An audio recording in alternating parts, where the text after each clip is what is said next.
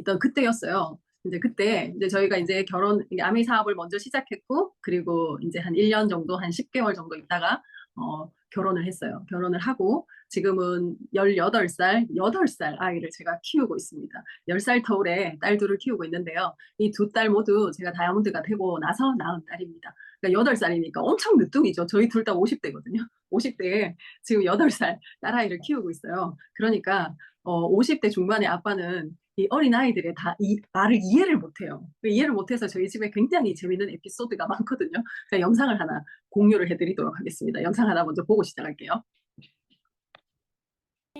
자, 자요. 아빠고. 얘는 누구야? 나 생일 파티 했다. 얘는 누구야? 얘는 동안이. 정환이. 아니 동안이. 동환이. 아니 동안이. 경환이. 동안이. 동환이. 아니 동안이. 종환이. 종환이. 아빠 엄마 여기 와봐. 아니. 정환이. 아니. 그다음에 알았어. 정환이. 알았어. 지금도 이 아빠는 얘 이름이 뭔지 몰라요. 정완입니다. 못 알아들어가지고 커뮤니케이션이 안 되는 일이 저희 집에 너무 많은 거예요. 지금도 이 8살 아이를 가장 많이 울리는 사람이 아빠예요. 딸아이 8살의 마음을 잘 이해를 못 해줘가지고 매일 이렇게 웃는 일들이 많습니다. 근데 저희 집에는 저한테는 아메이가 질문으로 왔어요. 어떤 질문? 그러니까 아메이 사업을 우리가 전달해 보면 제품으로 아메이 비전이 오기도 하고요. 또는 내가 필요해서 현실 점검이 되어서 오기도 하고 하는데 저한테는 아메이가 제품으로 온 게 아니라 그냥 질문으로 왔어요. 어떤 질문이었냐면 네 꿈은 뭔데? 말 그대로 진짜 네 꿈이 뭔데? 이 질문으로 저에게 아메이 사업이 왔습니다. 네. 생각을 해보니까요. 난 진짜 꿈이 뭐였지? 생각하게 됐어요. 직장 생활 3년 차였고, 내가 학교 다니고 회사를 들어가기 전까지는 계획을 세워서 책을 읽고 공부를 하고, 진짜 그렇게 살았는데, 직장을 들어오고 나서는 저희는 한 달 스케줄표대로 움직이거든요. 진짜 한 달 한 달 계획 없이 살고 있구나. 난 진짜 뭘 하고 싶지? 그냥 던진 그 질문에, 난 진짜 뭘 하고 싶지? 이런 생각을 제가 아주 진지하게 하게 되었었던 것 같아요. 그러면서 우여곡절 끝에 세미나를 가게 됩니다. 그 세미나를 가서 제가 느낀 건 이런 거였어요. 내가 너무 계획 없이 살고 있었구나. 이 생각하고요. 준비라는 걸 계속 하래요. 준비는 해야 되는 거구나. 난 진짜 한 10년쯤 뒤가 준비되어 있을까? 생각해 보니까 하나도 준비가 안 되어 있더라고요. 준비해야 되는 거구나. 그렇다고 암의 사업을 하는 건 아니잖아요. 근데 제가 이 세미나를 지금은 이제 온라인으로 들으시고 또는 오프라인도 가시겠지만 이 세미나를 계속해서 들으면서 제가 알게 된 건 저의 현실이라는 거였습니다. 암의 사업이 너무 좋아. 이거보다 지금 현재를 살아가고 있는 나의 위치가 인지가 되기 시작했어요. 아메이가 좋다고 아메이 사업을 다 하는 건 저는 아닌 것 같아요. 제품을 쓰면 되죠. 근데 아메이 제품이 좋은 것과 사업을 하는 건 또 다른 문제인 것 같아요. 근데 이 사업이 나에게 기회로 받아들여지려면 제일 먼저 무엇이 되어야 될까 생각해 보면 지금 현재의 나의 위치가 인지가 되어야 되는 것 같아요. 저는 그 당시에 제 위치가 인지가 되었었던 것 같아요. 뭐가 되었는데 세상이 이렇게 돌아갈 거라고 거기서 23년 전이었는데요. 그 얘기를 정말 많이 했었어요. 우리나라는 세계에서 가장 초고령화가 빠르게 올 거라고 얘기했었어요. 근데 이미 벌써 와버렸죠. 근데 그때 저출산으로 나라가 없어질 수도 있다라고 얘기했습니다. 그 당시에도 그런 이야기를 했었는데 그 이야기가 지금 완전히 현실이 되어 있고 너무 오래 살 거라는 얘기를 했었어요. 나이는 얘기하진 않았지만 우린 너무 오래 살 거라는 얘기를 그때 했었어요. 그때 제가 어떤 생각을 했냐면 그렇게 오래 사는데 난 진짜 준비가 되어 있나? 그리고 연금 같은 수입이 있어야 된다 했는데 난 정말 있나? 하나도 없었어요. 그러면 내가 갖고 있는 재주로 연금 같은 수입을 만들 수 있는 수단이 있나 했을 때 없었거든요. 근데 그런 게 정말 필요하다라는 이야기를 이곳에 와서 책을 읽고 강의를 들으면서 제가 점점점 인지하게 된 거죠. 그렇다면 진짜 준비라는 건 해야 되네. 뭘로 준비하지? 제가 갖고 있는 위치에서 승무원이라는 제 직업을 빼고 제가 할 수 있는 일을 생각해 보니까 진짜 아무것도 없었어요. 난 직장 말고는 정말 아무것도 없는 사람이구나라는 이제 현실에 대한 제 자신에 대한 위치를 제가 이 세미나를 오면서 점검하게 됩니다. 저의 위치를 인지하게 되죠. 아, 준비를 해야 되는 거구나. 무엇으로 준비하지? 아, 준비를 해야 된다라는 것까지 이제 제가 여기 와서 인지가 된 거죠. 그렇다면 아메이는 어떤 거지? 이제 이렇게 이제 되어가고 있던 거예요. 준비, 현실에 대한 인지가 되고, 아, 그다음 준비가 필요하구나. 그럼 아메이가 대안이 될 수 있을까? 여기까지 오는 게, 저는 한 달 정도 걸렸었던 것 같아요. 네. 그러고 나서 아메이를 들어보니까 너무 괜찮아요. 안 할 이유가 하나도 없는 거예요. 근데 그때 제가 결혼도 하지 않았고, 제가 이제 비교하는 대상은 제 민간인 친구들인 거죠. 승무원이 아닌 제 친구들에 비해서는 제가 급여가 좀 높을 거잖아요. 정말로 임시 수입인데 지금 생각해 보면. 근데 그걸 갖고 난 괜찮다고 생각을 하고 있었던 거죠. 그런데 괜찮은 것 같고 안 할 이유가 없는 거예요. 그래서 딱히 할 이유도 없어요. 준비는 해야 될 것 같은데 지금 막 열심히 해야 될 이유는 없는 거예요. 그런데 생각해 보니까요. 안 할 이유가 없으니까 그냥 한번 해보지 뭐. 한번 배워보지 뭐. 이제 이런 생각이 들었어요. 왜? 같이 배우는 사람들이 다 하면 그들은 앞으로 나아가겠다라는 생각이 들었어요. 그래서 그냥 한번 배워보지 뭐. 이제 이렇게 생각했거든요. 근데 그렇게 생각했는데 이제 배울수록 아, 정말 이거 내가 하면 너무 좋을 것 같다. 처음에는 저희 친정 오빠가 했으면 좋겠다고 생각했는데 이걸 내가 해서 오빠를 가르쳐 줘야 되겠다라는 생각이 들었어요. 근데 그러면서 이제 시스템에 대해서 배우기 강의를 듣기 시작하니까 이 탱고화라는 시스템에 대해서 듣게 되었어요. 저는 사실 이 탱고화라는 시스템을 듣고 이 사업을 결정했습니다. 근데 아메이 사업이라고 아메이를 그냥 딱 떠오를 때는 뭐 지식도 짧지만 들었을 때 아메이를 생각해 보면 이랬어요. 그림이 너무 모호한 거예요. 무슨 그림인지 모르겠고 안개 속을 걷는 것 같은 아메이를 딱 정의를 하라고 하면 정의를 못 하겠는 거예요. 그리고 친구들이 아메이는 어떤 거야? 이러면 제가 계속 추상명사를 쓰는 거죠.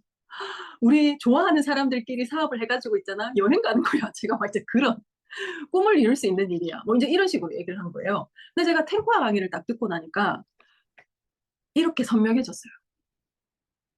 아메이 사업이라는 게 아주 이 그림처럼 모호하다가요. 아주 선명해졌어요.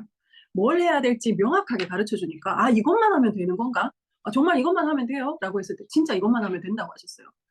근데 탱과를 모를 때는 뭐 했어요? 누굴 찾아가야 되나? 사람들한테 뭐라고 얘기해야 되나? 난 진짜 뭐 세일즈를 잘할 수가 없는데 왠지 팔아야 될 것 같은 그 생각이 계속 들었었거든요. 근데 공부를 하면서도 그 생각을 지울 수는 없었어요. 근데 이 탱과를 딱 들으니까 뭘 하라는지 10가지를 명확하게 이야기를 해주니까 굉장히 심플해졌어요. 쉽고 어렵다의 문제가 아니라 굉장히 심플해졌어요. 아, 이 10가지만 하면 되는 거? 그러면 이렇게 되는 거, 이런 결과가 나오는 거? 라는 개념이 저한테 이제 서게 된 거죠. 이제 그러면서 탱과를 하게 됐습니다. 공부만 할 때는요, 이건 진짜 안 할 이유가 없어. 왜 사람들이 아메를 안 하지? 왜 하다가 그만두지? 이런 생각을 했어요. 이상하다. 이 좋은 걸 왜 안 하지? 이런 생각을 했거든요. 근데 제가 탱과라는 걸 행동을 하다 보니까 알게 됐어요. 왜 사람들이 그만두는지를 알게 됐어요. 보통 한 3개월 안에 그만두는 사람들이 굉장히 많죠? 네. 그걸 제가 알게 됐어요. 왜냐하면 저에게도 그 고비가 왔었거든요. 공부를 하고 싶은 게 뭐냐, 꿈이 뭐냐, 내 꿈이 뭐지라고 생각할 때는 이 꿈을 열심히 적었던 거죠. 아, 난 정말 이렇게 살고 싶어. 아, 진짜 내 나이 60대에는 이렇게 살고 싶어. 50에는 이렇게 살고 싶어. 라는 걸 적었었단 말이죠. 근데 제가 이제 딱 행동을 하려고 보니까 저한테 보이는 건 제 현실인 거예요. 첫 번째 어떤 현실이냐면 아메이를 설명하는데 제가 사용할 수 있는 단어가 지극히 적다라는 걸 제가 알게 됐어요. 아메이 너무 좋아. 진짜 좋아. 진짜 대단해. 제가 사용하는 단어가 이제 이런 것들이고.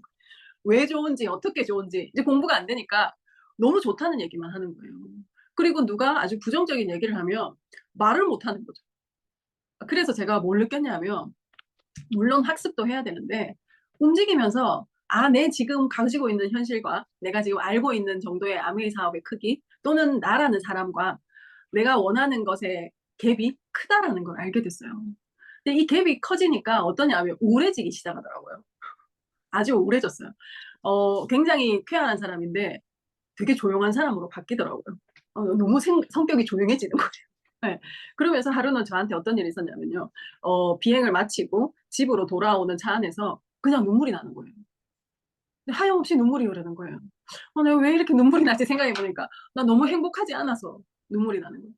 근데 집으로 돌아와가지고 내가 왜 이렇게 슬프지 생각하면 나 아메이 때문에 슬픈 거예요. 아메이를 하고부터 내가 TV를 봐도 편하지도 않고 집에 있어도 편하지도 않고 이 사업을 하면서부터 약속이 안 잡히면 너무 불안해지고 뭐 이런 제가 된 거예요. 예. 그러면서 제가 이 생각을 했어요. 그러면 뭐 하지 말지 뭐. 왜 투자한 게 없으니까 안 하는 거죠. 아메이 사업을 그만둔다라는 건 실패가 아니라 원래 내 생활로 돌아가는 겁니다. 그래서 사람들이 쉽게 그만둘 수 있어요. 그럼 하지 말지 뭐 생각하고 제가 그다음 날 똑같이 비행을 갔거든요. 갔는데 더 마음이 안 편한 거예요. 왜 안 편할까도 생각해 보니까 이미 벌써 저는 제 위치가 점검이 된 상태였어요. '아 준비가 정말 필요하구나. 앞으로 정말 안정적으로 살아가려면 진짜 내가 준비를 해야 되고 나한테 진짜 지속적인 수입이 있어야 되는구나. 이 직장을 그만둬도 수입이 계속 있어야 된다.'라는 게 제가 인지가 된 상태였던 거예요. 그런데 이 사업을 내가 여기서 그만두면 아무 일도 일어나지 않잖아요. '난 또 다른 무언가를 준비해야 된다.'라는 걸 제가 이미 벌써 그때 알았던 거예요. 그래서 제가 그때 하는 것도 두렵고 안 하는 것도 두려운 상태가 됐어요.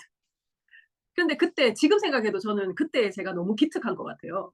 그때 둘 다 두려우니까 하면서 두려운 걸 선택하면 '난 점점 좋아지겠네.'라는 생각을 한 거예요. 그럼 그때는 좀 알고 나면 하나도 두려운 게 없어지겠지? '그럼 난 좋아지겠지?' 이 생각을 하게 됐어요. 그러면서 '해 보자.'라는 결정을 내렸습니다.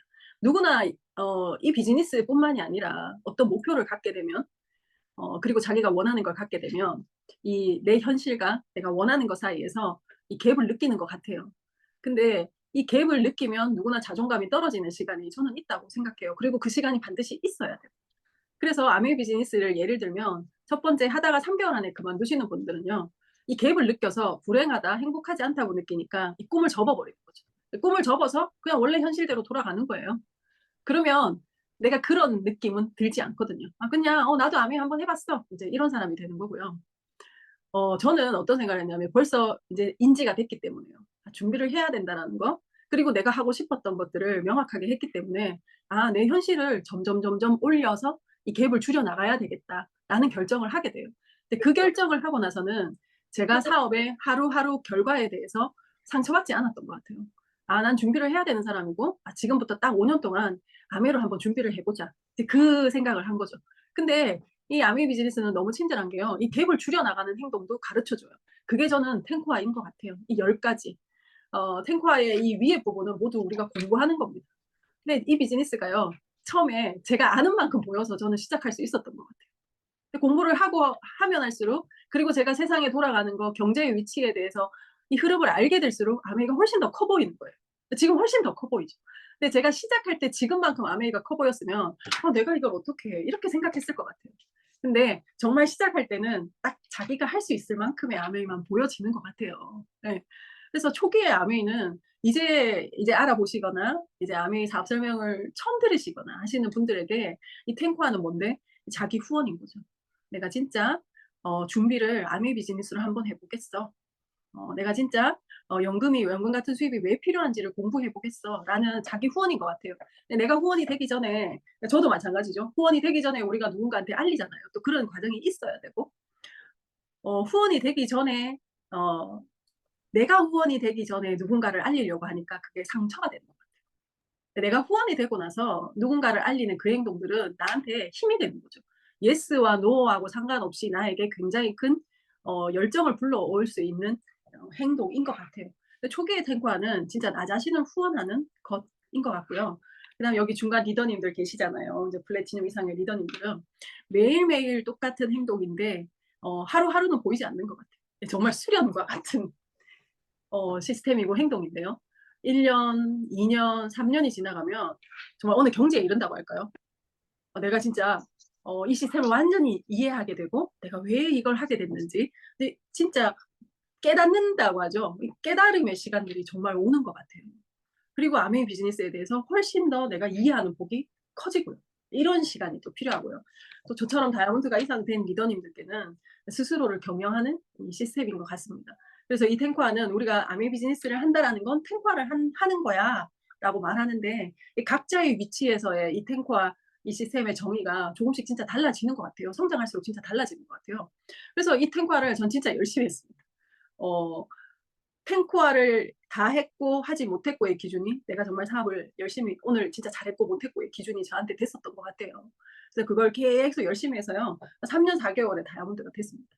다이아몬드가 되고 나서 이렇게 여행을 많이 다녔죠. 이 크로아티아가 작년에 간 여행이었을 거예요. 아마 이제 코로나 이후로 처음 이제 3년 만에 간 아메 여행이었습니다. 제가 승무원이 되었는데 아메 사업을 하고 보니까요. 내가 왜 승무원이 되었지? 아메 사업 하려고 승무원이 됐나 보다 이 생각을 하게 됐어요. 왜냐하면 여행지를 가잖아요. 아메가 대단하다는 걸 훨씬 더 많이 아는 거예요. 예. 저희가 드브로닉으로 들어갔는데 이러면 오늘 제가 시간이 너무 길어질 것 같은데요. 드브로닉으로 들어갔는데 그 크로아티아에 드브로닉으로 들어가는 대한항공 정규 노선은 없습니다. 자그레브 수도로 들어갑니다. 자그레브로 들어가서 체코로 이렇게 여행을 가죠. 근데 11월에 그것도 11월에요. 크로아티아는 11월에 비행기를 띄우지 않아요. 왜냐하면 돌풍이 불거든요. 근데 11월 초에 아메리카 전세기를 띄웠어요. 드브로닉으로 바로 띄웠어요.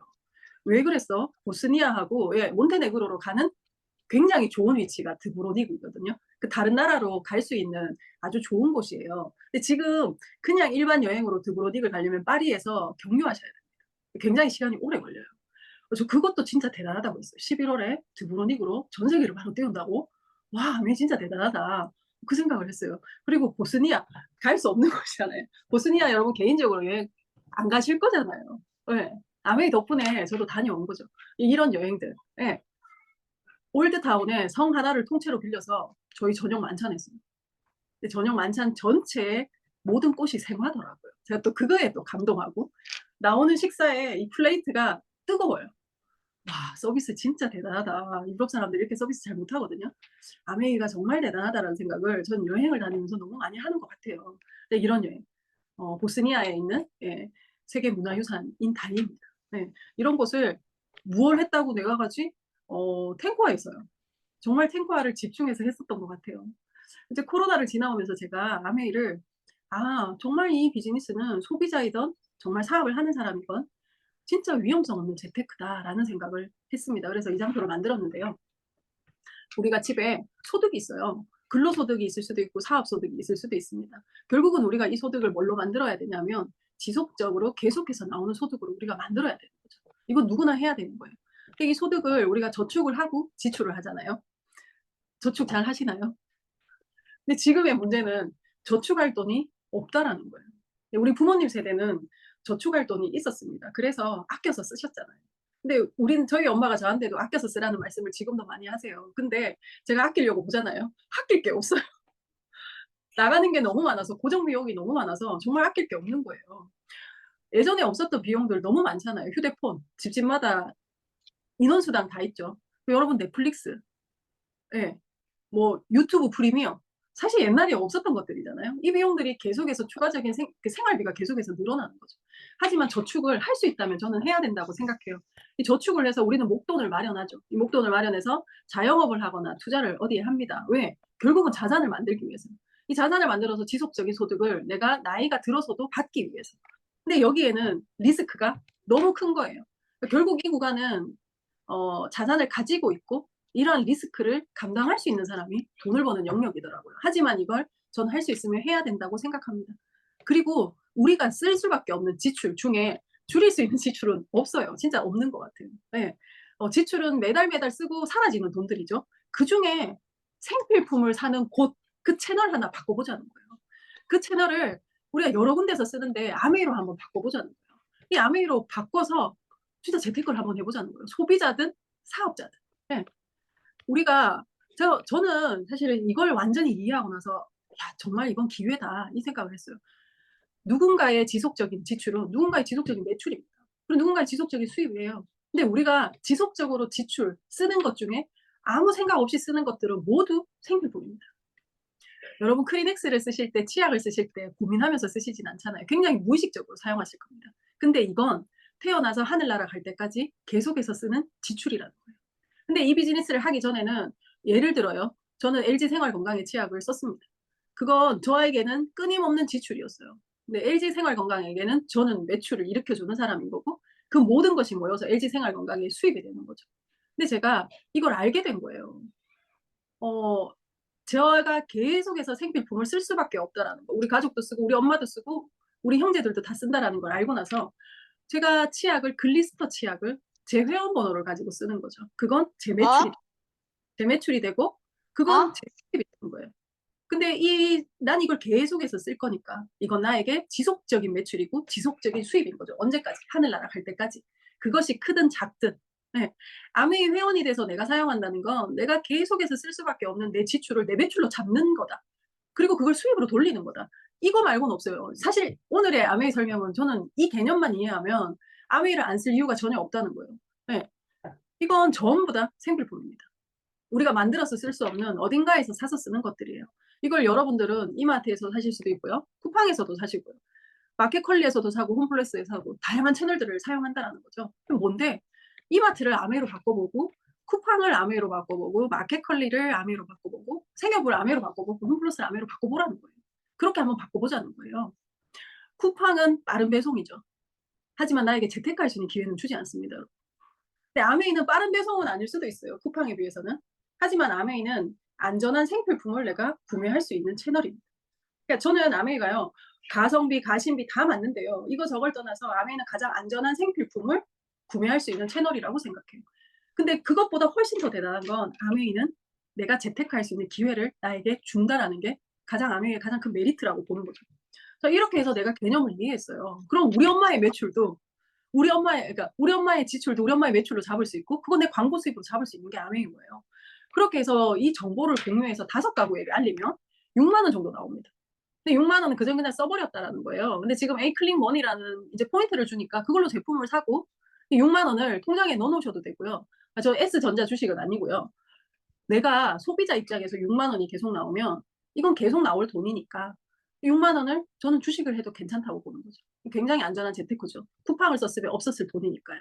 네, 그냥 한 주씩 사모으는 거예요. 우리나라가 없어지면 없어질 기업들을 그냥 내가 하나 정해서 사모으는 거예요. 10가구에게 알리면요. 한 이 정도의 수입이 나와요. 그럼 예를 들면 이 회사 주식을 2-3주 정도 살 수 있겠죠. 네, 30가구 정도 알리면요. 이 정도의 수입이 나옵니다. 서울에서는 아닌데 대구에서는 오피스텔 한 채 월세 정도는 돼요. 이 정도 수입이. 네, 50가구 정도가 되면요. 이 정도의 수입인데요. 여러분 공무원, 9급 공무원 30년 연금 한번 쳐보십시오. 170만 원 정도밖에 안 나와요. 네, 굉장히 큰 돈인 거죠. 그럼 정말 이렇게 돼? 그건 경우의 수가 있다는 거예요. 그런데 내가 정보를 지속적으로 받으면서 정보를 받는다는 건 아메이 제품을 올바르게 잘 사용할 수 있다는 걸 말합니다. 그리고 누가 그게 뭐가 좋아라고 얘기를 하면 내가 정확한 정보를 전달할 수 있다는 걸 말해요. 내가 정보를 받으면서 이 제품을 사용하면서 경험이 계속 늘어가. 그리고 내가 사용하는 시간이 계속 한 해, 2해 늘어가. 그럼 이렇게 될 확률은 당연히 높아진다는 거죠. 이렇게 될 확률은 당연히 높아지는 거죠. 자, 이 정도의 수입을 벌 수도 있지만 내가 이 비즈니스의 원리를 완전히 이해해서 사업을 할 수도 있어요. 나처럼 적극적으로 광고하는 사람과 함께 할 수도 있거든요. 자, 그러면 누군가를 얼만큼 성공시키느냐에 따라서 아메이 수입은 1억 5천부터요. 16억, 20억, 100억 그 이상의 수입도 벌 수 있습니다.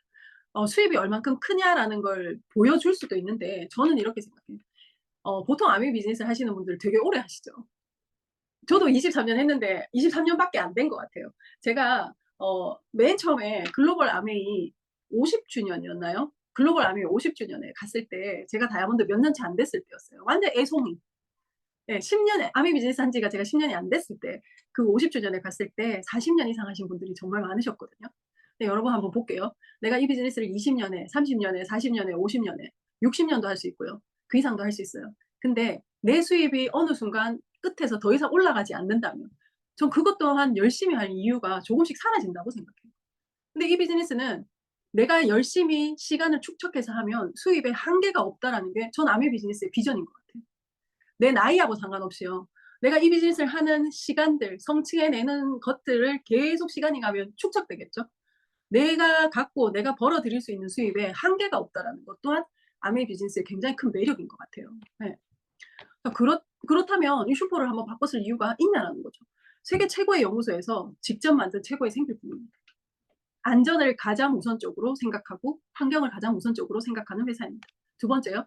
회사의 신뢰도와 안정성은 뭐 지금 이제 해가 바뀌면 64년의 역사가 되는 거죠. 그리고 100여 개 국가들의 소비자들이 이미 벌써 검증을 완료했어요. 한국에서 LOC가 제일 적게 나간다 하더라고요. 주부들이 제일 청소를 안 하시는 것 같다고 본사 직원들이 그렇게 얘기를 하더라고요. LOC, DC 드랍스, 우리 코로나 때 엄청 많이 품절될 위기가 있었잖아요. 다들 살림을 안 하다가 해가지고. 네. 근데 나보다 살림에 훨씬 더 잘하는 살림 박사들이 이미 벌써 그런 세제들은 검증을 다 했다는 거예요.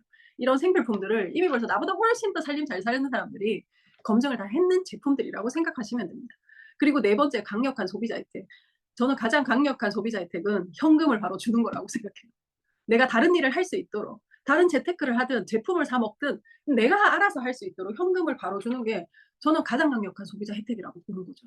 네. 그걸 해줄 수 있는 생필품 마켓은 전 아메이밖에 없다고 생각해요. 가장 큰 메리트라고 생각합니다. 그리고 다섯 번째는요. 내가 지금 바로 할 수 있는 게 사업의 시작이 될 수 있어요. 슈퍼 바꿔 쓰는 것부터 이 비즈니스를 시작할 수 있어서 지금 내가 아무것도 몰라도 바로 창업할 수 있는 거죠. 네. 그럴 수 있는 게 저는 아메이의 아메이 사업의 가장 큰 메리트인 것 같아요. 월스트리트 저널에서 발표했는데요. 아메이가 뭐 광고를 많이 안 해서 근데 요즘 챗 GPT가 나와가지고 굉장히 정확한 정보를 주잖아요. 네. 아메이의 연구력, 과학력, 산업 역량력, 기술력이 거의 랭킹 굉장히 높습니다. 근데 지금 마이크로바이옴 때문에 훨씬 더 앞으로 비전이 훨씬 크죠. 예.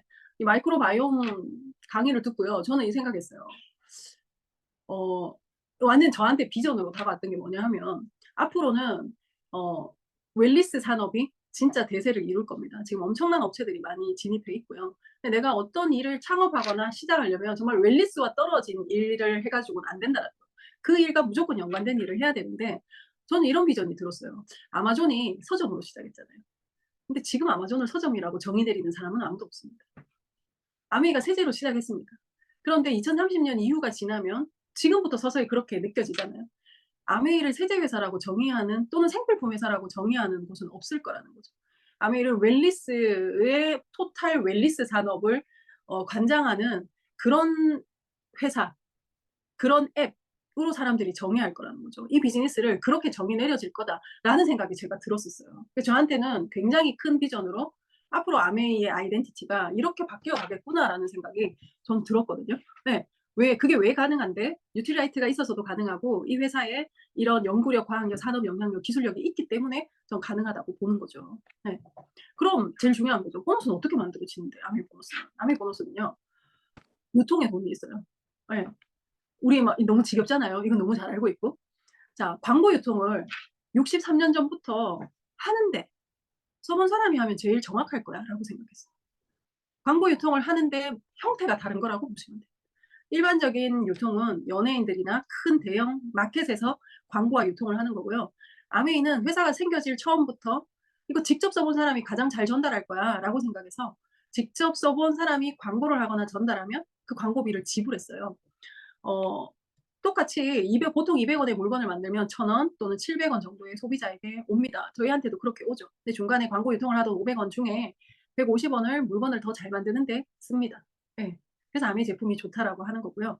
중간에 들던 광고 유통 비용 350원을 직접 광고하고 유통한 사람한테 찾아서 돌려주는 거예요. 요즘은 너무 추천인 제도를 우리가 쉽게 이해하지만 63년 전에는 사실 이걸 이해하기가 되게 어려웠을 것 같아요. 근데 어떻게 그 생각을 했을까? 참 대단하다 이 생각도 합니다. 근데 추천인이 전문인이 아닌데도 근데 주부인데도 내가 믿고 쓸 수 있을까? 그게 가능한 이유는 이 만족 보증 제도를 해주기 때문이에요. 우스갯소리인데 누가 반품을 하러 갔는데요. 반품 사유 적게 돼 있잖아요. 거기에 누가 뭐라고 적었냐면 가정 불화라고 적었대요. 아메이 제품을 사갖고 가서 남편이랑 막 싸운 거예요. 그래가지고 반품을 하는데 가정 불화라고.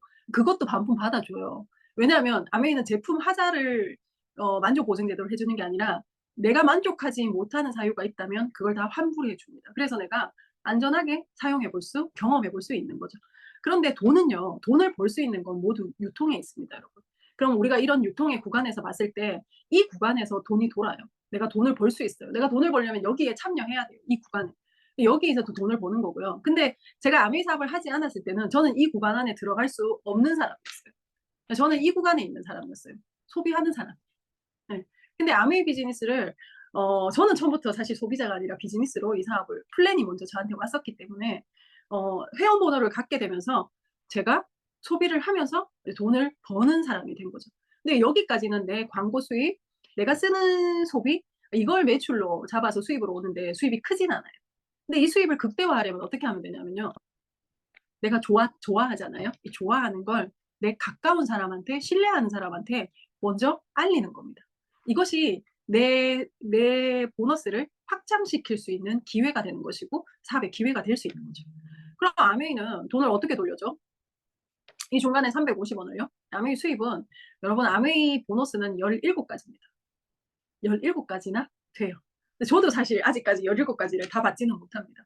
하지만 시간이 지나 여기에 계시는 한길순 리더님께서는 굉장히 많은 보너스, 17가지 보너스 다 받으시겠죠. 근데 처음에 아메이 비즈니스는 이 1차 보너스 17가지 중에 한 개의 보너스밖에 주지 않아요.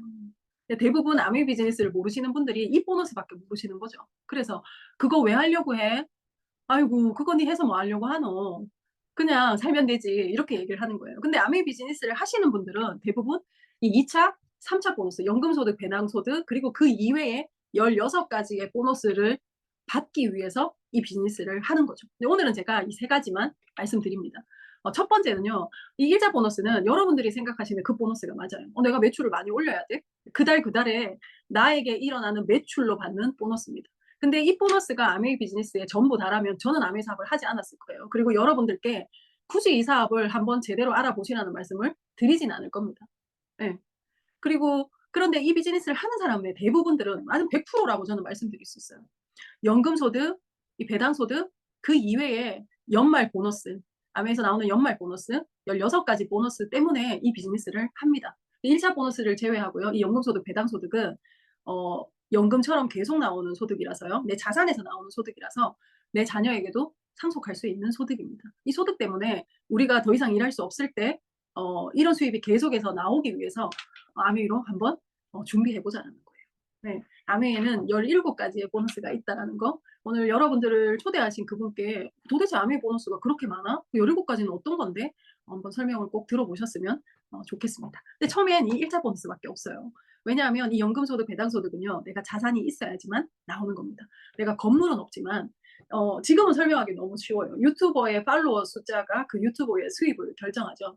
근데 아메이는 내 네트워크의 애용자의 숫자가 내 연금소득을 결정한다고 보시면 돼요. 네. 그래서 처음엔 내가 자산이 없으니까 1차 보너스밖에 없는 거예요. 네. 20만 점수가 되면 3%를 돌려줄게요 라고 약속했어요. 20만 점수만큼 광고하시고 유통하시면 광고 유통비 3%를 돌려드릴게요 라고 했어요. 자, 근데 여기에서 나에게 사업을 알려주신 분을 스폰서, 보증인이라고 그래요. 날 보증해 주시는 분인 거죠. 네. 그리고 내가 있고 내가 친구 A와 B에게 알렸어요. 근데 똑같이 썼다고 가정해 보겠습니다. 논문 쓰듯이 똑같이 공식을 넣어보는 거예요. 각각을 넣어봐도 되지만 그럼 계산이 너무 복잡해지니까요. 모두 다 유통은 회사와 직거래하고 있습니다. 이 점선이 유통의 선이에요. 네. 이 회사가 직거래하고 있는데요. 아메이는 나 이하의 모든 매출을 나에게 다 잡아줘요. 그럼 스폰서의 매출은 80만 점입니다. 이 80만 점은 6%의 캐시백을 받아요. 이 6%는 얼만데 받으면 48,000원. 이 48,000원은 여기 있는 모든 분들의 캐시백을 합쳐놓은 거라고 보시면 돼요. 근데 스폰서만의 노력분을 빼려면 어떻게 나이아의 노력분을 빼주면 되죠. 나이아는 60만 점수야.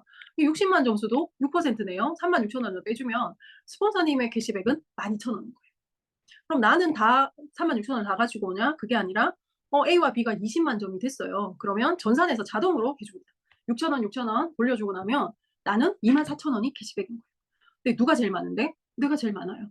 자, A와 B는 이마트를 가지 않고 아메마트를 사용해서 6,000원의 캐시백을 받았습니다. 근데 스폰서도요. 6,000원, 바꿔 쓴 6,000원에다가 저한테 광고했는데 광고의 효과가 있었어요. 광고비 6,000원을 더 받아서 12,000원이 됐습니다. 근데 저는요. 슈퍼 바꿔 쓴 유통 채널을 바꾼 6,000원에다가 친구 A와 B에게 광고했는데 그게 효과가 있었어요. 광고비 18,000원을 더 돌려받은 겁니다. 회원 수는 스폰서가 제일 많고 매출도 스폰서가 제일 많아요. 하지만 보너스를 스폰서가 제일 많이 가져가는 건 아니라는 거예요. 그런데도 그런 느낌이 들잖아요. 이걸 보면서도 저도 그런 느낌이 들었단 말인 거죠. 그럼 스폰서가 사라졌다고 볼게요. 밑에 사람들 때문에 이 12,000원의 수입이 나 때문에 스폰서한테 발생했다면 스폰서가 사라지면 이 12,000원이 저한테 돌아와야 돼요. 근데 이 12,000원은 사라집니다. 왜냐하면 광고와 유통을 했던 사람이 사라지기 때문입니다. 제가 없어도 제 24,000원이 친구 A와 B에게 가진 않아요. 광고 유통한 사람이 사라지기 때문이에요. 그래서 이걸 선착순이 아니라 노력순이라고 합니다. 선착순이란 말과 매출순이란 말은 똑같은 말입니다. 노력순. 누가 정보를 더 잘 많이 전달하셨어요? 이 순서대로 주는 거죠. 그리고 공정한 거죠. 공평한 게 아니라 공평하면 똑같이 나눠 가져야죠.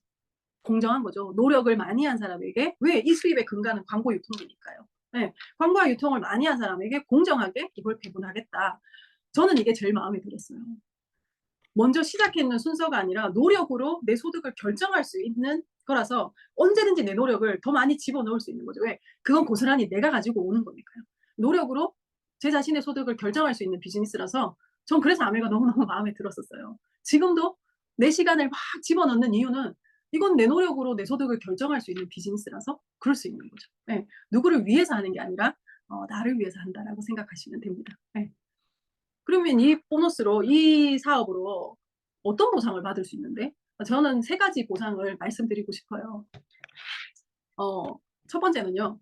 경제적인 보상입니다. 제가 처음에 9만 원 정도 들어왔을 때 이거밖에 안 들어오나 이래 생각했어요. 보너스를 받아보고. 왜냐하면 노동 수입으로 생각했으니까. 그때까지 제 생각이 바뀌지 않았으니까요. 월세 9만 원 뭐 이렇게 생각했으면 괜찮다고 생각했을 텐데 제가 그런 생각이 없고 열심히 한 달 일했는데 9만 원이 나오더라고요. 그래서 에게 이랬는데요. 여러분 한번 생각해 보시면 50만 원은 큰 돈은 아니에요. 하지만 작은 돈도 아닙니다. 그죠? 50만 원이 계속 나오면 처음엔 다 쓰실 거예요. 쓸 때가 많으니까.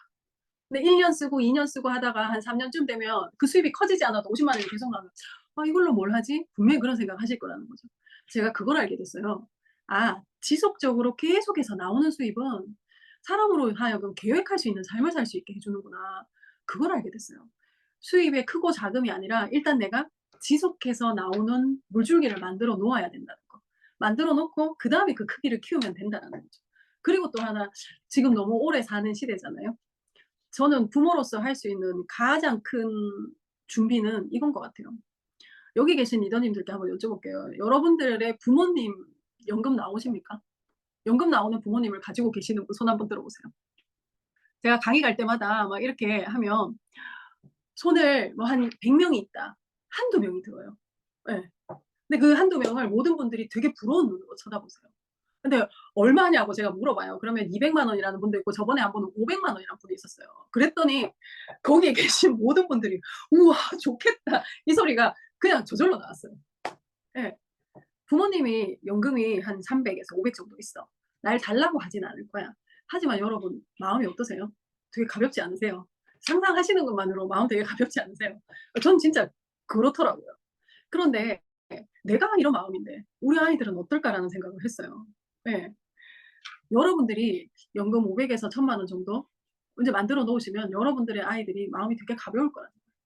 부모님을 찾아오는 것도 네, 전화를 하는 것도 되게 가볍겠다 이 생각을 제가 했습니다. 그리고 또 제가 이 생각도 했어요. 내 자녀를 효자로 만들 수 있고 불효자로 만들 수 있는 건 나구나. 내가 준비가 되어 있으면 효자로 만들 수 있어요. 근데 내가 준비가 되어 있지 않으면 진짜 불효자라고 불리게 할 수도 있겠구나라는 생각을 제가 어느 순간 하게 됐습니다. 그래서 지금부터 매달 매달 꼬박꼬박 나올 수 있는 작은 물줄기부터 한번 만들어 보는 거죠.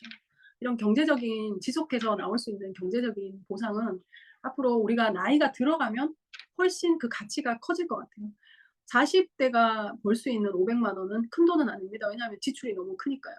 근데 50대도 지출이 크니까 500이 큰 돈은 아니에요. 하지만 80대에게 수입 500만 원은 굉장히 큰 돈입니다, 여러분. 수입이 더 커지지 내가 어느 정점에서 만들어 놓고 수입이 더 커지지 않아도 내가 나이가 들어감에 따라 그 가치는 훨씬 커지는 것 같아요. 그래서 지속적으로 계속해서 나오는 수입은 내가 나이가 들면 들수록 가치가 훨씬 더 커지는 것 같아요. 두 번째는 정신적인 보상입니다. 저는 이걸 가장 감사하게 생각하고요. 저희 두 딸들에게 정말 정말 물려주고 싶은 겁니다. 저는 철저하게 직장인이었어요. 직장인들이 생각하는 건 딱 정해져 있습니다. 쉬는 날, 예, 월급날, 예, 그리고 스케줄표 딱 받아보면 노는 날, 이게 다 그러니까 세는 거죠. 예, 그리고 절대 준 만큼 일하지 그 이상 일하지 않습니다. 그리고 책임지려 하지 않습니다. 직장인들이 사용하지 않는 단어가 있어요. 제가 직장 다닐 때 절대로 쓰지 않았던 단어가 도전, 집중, 결단, 뭐 인내. 저는 이런 단어를 한 번도 써본 적이 없어요. 예. 근데 아메이 비즈니스 여기에 와서 이런 단어들을 너무 많이 듣게 됩니다. 그래서 처음엔 너무 어색했어요. 한 번도 들어보지 않던 내가 사용하지 않던 단어들, 꿈, 뭐 이런 거 있죠. 예. 내가 사용하지 않던 알고는 있지만 쓰지 않던 단어들을 여기서 너무 많이 쓰잖아요. 예. 영역이 전혀 다른 일이라고 보시면 돼요. 정말 이건 비즈니스 영역이라고 보면 되죠. 근데 비즈니스 하는 사람들은 이런 단어들을 되게 많이 쓰더라고요. 다른 비즈니스를 하는 사람들도 이런 단어를 되게 많이 씁니다. 문제가 생기면 이제 문제가 왜 발생했는지에 대한 탓을 옛날에는 했었다면 지금은 이제 그런 사람은 아니라는 거죠. 우리가 살면서 너무 많은 일들이 일어나는데도 이게 왜 생겼지? 보다 어떻게 하면 이걸 해결할 수 있지? 궁리하는 사람으로 제가 바뀌었어요. 이제 문제 해결 능력이 너무너무 좋아졌습니다. 아메이 안에서 배운 거고요. 저는 사실 이 비즈니스를 하면서 기업가 정신은 언제 나와? 아메이 연차가 올라갈수록 아니요. 도전해서 성취한 만큼인 것 같아요. 그래서 핀 만큼 안다라고 하는 말이 정말 있는 것 같아요. 이 안에 아무리 오래 머물러 있어도 내가 도전해서 성취해보지 않으면 이 기업가 정신은 만들어지지 않는 것 같아요. 저는 매달 마지막 한 10일쯤에요. 저희 파트너들께 항상 얘기합니다. 지금이 기업가 정신이 가장 많이 생길 때라. 네, 어떻게 하면 할 수 있을까를 궁리하다. 성취하지 못해도 그 궁리하는 것이 계속 된다면 기업가 정신은 습득될 수밖에 없는 거죠. 저는 철저하게 직장인이었습니다. 근데 지금은 온전히 진짜 기업가 정신을 가진 오너인 것 같아요. 비즈니스 오너인 것 같아요. 네. 그러니까 이 정신이 제 삶을 정말 더 풍요롭게 하는 것 같아요. 진짜 내 삶을 베러 라이브즈로 만들어주는 것 같아요. 내가 문제를 어떻게 보느냐에 따라서 제 삶이 완전히 바뀌는 것 같아요. 네. 문제 해결 능력이 좋아진 거고요. 세 번째는 여행입니다. 여행은 노력에 대한 인정이라고 생각하는데 원래 여행이 북곡이죠. 내년은 여행지가 나오진 않았는데 대단한 여행이 될 거라고 얘기를 하더라고요. 근데 여행지는 아직 잘 모르겠어요. 근데 북곡은 제가 너무 가고 싶어서 이 버킷리스트에 올려놨던 곳이에요. 왜냐하면 헐리우드 배우들이 휴양으로 되게 많이 가는 곳이거든요.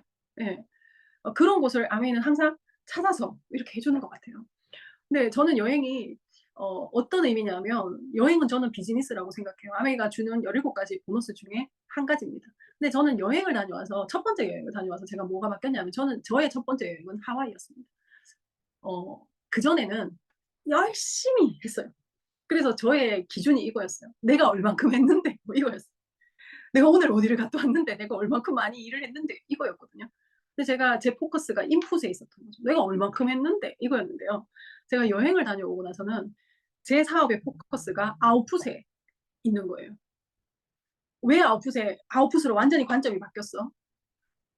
제가 한 거에 비해서 보상을 너무 크게 줬어요. 네. 보상을 너무 크게 주니까 제가 이렇게 생각이 들더라고요. 내가 뭘 했다고 이렇게 대접을 잘해주지? 이런 생각이 들었어요. 그래서 그날로부터 제 아메이 비즈니스에 대한 관점이 인풋이 아니라 제가 집어넣는 행동이 아니라 내가 앞으로 받게 될 것들, 아웃풋에 제 포커스가 완전히 이동하게 됐습니다. 네. 그래서 꼭 여행을 여러분 도전하셔가지고 올해 아니더라도 내년 그 여행을 한번 가셨으면 좋겠고요. 아메이는 여행지마다 저는 한국 아메이가 정말 대단하다고 생각하는데요. 여행지 가시잖아요, 여러분. 여기 리더분들 계시지만 여행지 가셔서 병원 가신 적 잘 없으시죠? 저희 식구들은 돌아가면서 한 번씩 병원을 다 갔어요.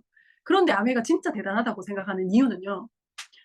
여행지를 가면 그곳에 있는 가장 좋은 종합병원의 응급실을 여행기간 내내 24시간 오픈해 뒀습니다. 이런 여행을 할 수 있는 회사는 없어요. 전 진짜 아메이가 대단하다고 생각해요. 네. 내 부모님을 모시고 가고 어린아이를 데리고 가는데 사실 그게 너무 안전한 거잖아요. 그걸 모든 여행지마다 다 해놔요. 제가 한국 아메이 정말 대단하다 이 생각을 진짜 많이 합니다. 네. 그리고 1년 내내 지금 한국 아메이 스페셜 이벤트 부서 직원들은 모두 북구옥에 가 있습니다. 가서 일정들, 거리 시간들, 거리 이동하는 시간들, 이 코스들을 지금 다 짜는 거예요.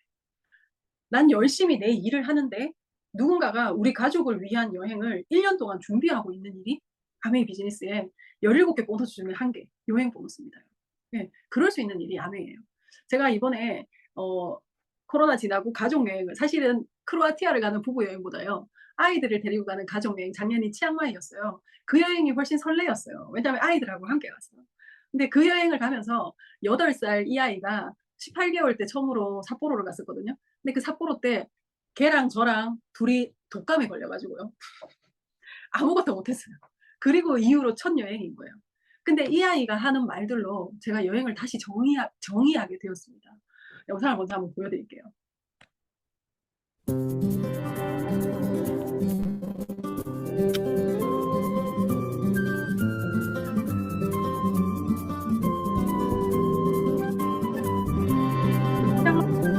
샹그릴라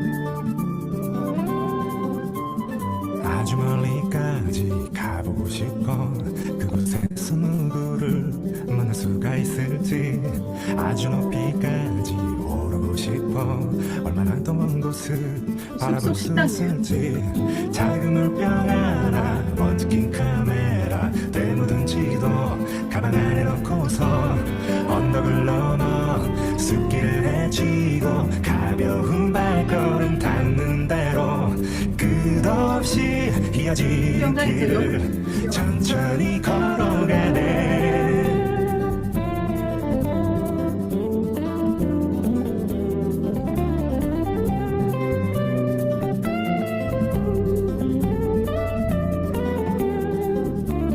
멍하니 앉아서 쉬기도 하고 가끔 길을 잃어도 서두르지 않는 법.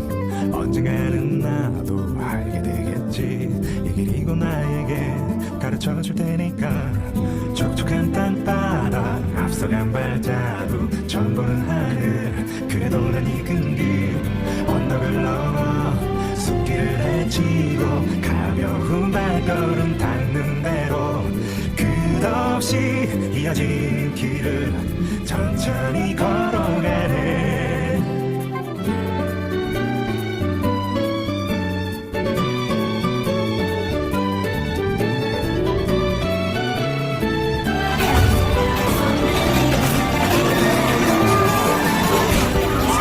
풍경에 가슴이 뛰고 별것 아닌 일에도 호들갑을 떨면서 난 걸어가네.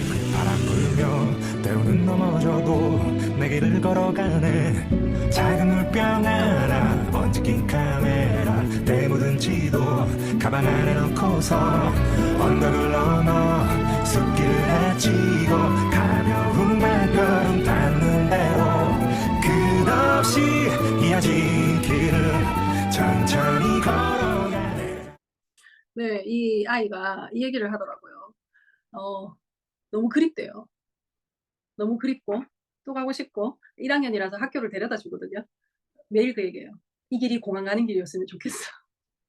늘 그 얘기를 합니다. 엄마 내년에 여행은 어디야? 언제 가? 여행이라는 거에 대해서 나한테는 이제 정말 일상이 되어버렸는데 이 아이에겐 굉장히 큰 이벤트였고 진짜 너무 소중한 추억이었구나. 이걸 내가 플랜을 짜고 한다면 할 수 있었을까? 못했을 거예요.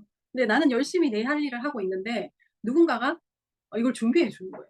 네. 그래서 저는 여러분들께 이 말씀을 드리고 싶습니다. 마지막으로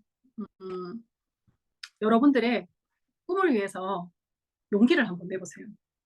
예. 두렵기도 한데요. 자신감은 아직까지 생길 단계는 아닌 것 같고요. 아메를 난 너무 잘할 수 있어요. 이런 사람은 아마 없을 것 같아요, 저는. 네. 하면 할수록 아메가 너무 크게 보이니까 나 잘할 수 있어. 이거보다는 더 잘하고 싶다. 이 마음이 저는 솔직한 표현인 것 같고요. 진짜 아메를 잘하고 싶고 잘 해내고 싶고 그래서 너무 두려워하지 마시고요. 그냥 용기를 한번 내보세요. 여러분들 꿈에 용기를 한번 내보시는 계기가 오늘 되었으면 좋겠습니다. 너무 부족한 강의였고 저도 너무 부족해요. 아메가 너무 대단해서 너무 부족하다는 생각이 많이 듭니다. 근데 함께 꿈을 이뤄 나가는 동지가 되었으면 좋겠습니다. 오늘 좋은 기회에 초대해 주신 한기순 리더님 너무 감사드리고요. 목요일 날 부산에서 곧 뵙겠습니다, 리더님. 네, 여러분들 다음에 또 더 성장한 모습으로 뵙겠습니다. 고맙습니다.